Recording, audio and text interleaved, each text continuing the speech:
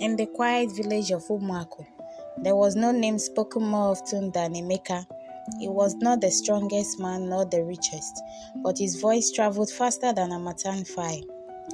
Emeka knew everyone's secret, who quarreled with whom, whose child was not really theirs, and whose elder hid stolen yams behind his hut. Children scattered when they saw him. Women lowered their voices, and men clenched their jaws. Emeka laughed loudly, proud of the fear his words created. If truth is bitter, he often said, why blame the tongue that speaks it? From sunrise to moonrise, Emeka wandered the village paths like a restless goat. He leaned against walls, sat near market stores, and loitered beside the elder's tree. Always listening, he added pepper to every story, turning small mistakes into great shame. A disagreement became witchcraft. A late return from farm became adultery.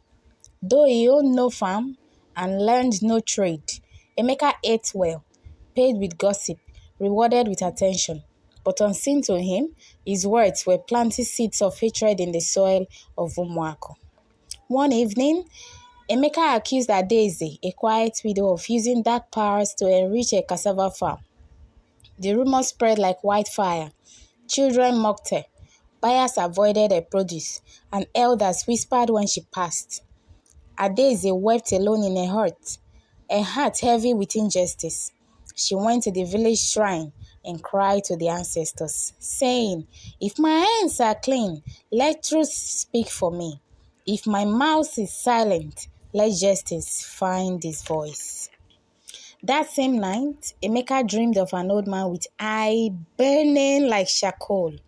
The man said, a mouse that destroys a village will one day destroy his owner. Emeka woke up sweating but laughed it off at dawn.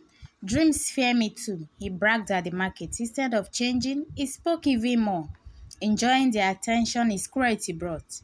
He did not know the ancestors had begun to listen closely. Strange things began to happen. Emeka's tongue grew heavy. Each time he told a lie, his mouth burned like pepper. When he spoke truth, the pain stopped. But truth no longer interested him. Soon, people noticed he stumbled over his words, stammering like a child. The same villagers who feared him now mocked him openly. Still, Emeka refused to change. Pride held him tighter than rope. During a village gathering, an elder publicly accused Emeka of tearing Umuako apart. Others joined him, recounting how his rumors ruined marriages, friendships, and peace. Even children spoke, but Emeka tried to defend himself, and his tongue twisted painfully. For the first time, he stood hopeless and helpless before the people he once controlled with words. The elders banished him from gatherings and warned him to stay silent until he learned wisdom.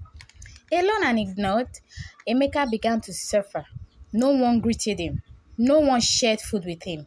Hunger bent his pride like dry wood. He remembered Adaeze's tears and the old man in his dreams.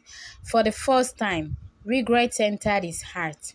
One night, he knelt by the same shrine Adaeze once visited and confessed. My tongue was my weapon, he cried. If silence will heal my village, let me learn it. The ancestors answered, but not cheaply. Emeka lost his voice completely for 7 market days. During that time, he helped widows with their farm work and carried water for the elderly. Without words, he learned the language of action. People noticed the change, not his silence, but his service. Slowly, suspicion softened into curiosity. On the 8th day, Emeka's voice returned, but it was different. It was calm and gentle this time. He gathered the villagers and publicly apologized to those he hurt, starting with Adaeze. He spoke truth without poison and asked for forgiveness without excuses. The elders watched closely. This time, his words built instead of destroyed. The village felt lighter, as though a heavy cloud had been lifted. Emeka never became rich, but he became respected. He was later chosen as a town messenger, this time not to spread gossip, but to spread warnings, peace, and truth. Children learned from his story, and elders used his name as a lesson. In Umaku, people still say a bad tongue is sharper than a knife, but a changed tongue can heal deeper wounds. The moral of this story is words have power. Use them to build, not to destroy, because every tongue answers to the truth in the end.